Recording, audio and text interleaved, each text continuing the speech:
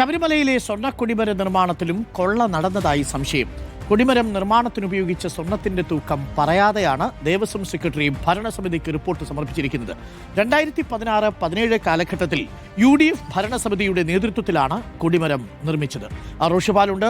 റോഷിപാൽ, ദ്വാരപാലക ശില്പപാളി കട്ടളപ്പാളിക്കുമപ്പുറം കൊടിമരത്തിലും വലിയ സ്വർണ്ണക്കൊള്ള നടന്നു എന്ന് സംശയിക്കേണ്ട സാഹചര്യമാണോ?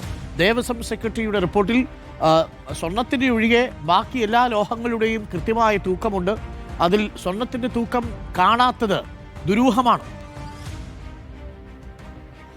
അരുൺകുമാർ, ശബരിമല സ്വർണ്ണക്കൊള്ളയ്ക്ക് പിന്നാലെയാണ് കൊടിമരം നിർമ്മിച്ചതുമായി ബന്ധപ്പെട്ട വലിയ തട്ടിപ്പ് നടന്ന സംശയമുയർന്നത്.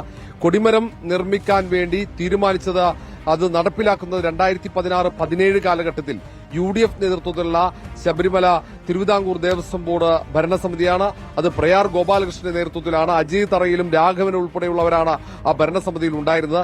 2016-17 കാലഘട്ടത്തിൽ കൊടിമരം ഏതാണ്ട് 3,20,00,000 രൂപയ്ക്കാണ് അത് നിർമ്മിച്ചത്. അതിന് ഹൈദരാബാദ് ആസ്ഥാനമായ ഫോണിക്സ് ഫൗണ്ടേഷൻ പണം നൽകിയതാണ്.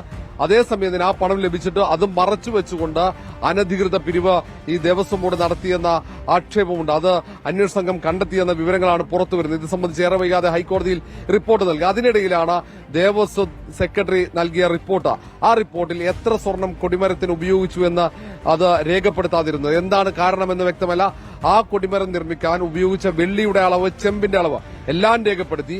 അവിടെ താഴെക്കൂടത്തിന് വേണ്ടി ഉപയോഗിച്ച തങ്കത്തിന്റെ അളവ് പോലും രേഖപ്പെടുത്തിയിട്ടുണ്ട്. അതേസമയം എത്ര കിലോഗ്രാം സ്വർണം ഈ കൊടിമരം നിർമ്മിക്കാൻ ഉപയോഗിച്ചെന്ന് രേഖപ്പെടുത്തിയിട്ടില്ല. മാത്രവുമല്ല, പണിശാലയിലെ മണൽ പരിശോധിച്ചപ്പോൾ ലഭിച്ച സ്വർണം എത്രയുണ്ടെന്ന് പറഞ്ഞിട്ടുണ്ട്. അതാണ് അതിനകത്ത് ഏറ്റവും പ്രസക്തമായ ഭാഗം. ദുരൂഹതകളുണ്ട്. എല്ലാം ഹൈക്കോടതിയുടെ നിരീക്ഷണത്തിന് വിധേയമാണ്. വരട്ടെ റിപ്പോർട്ടും ഹൈക്കോടതിയുടെ നിരീക്ഷണവും.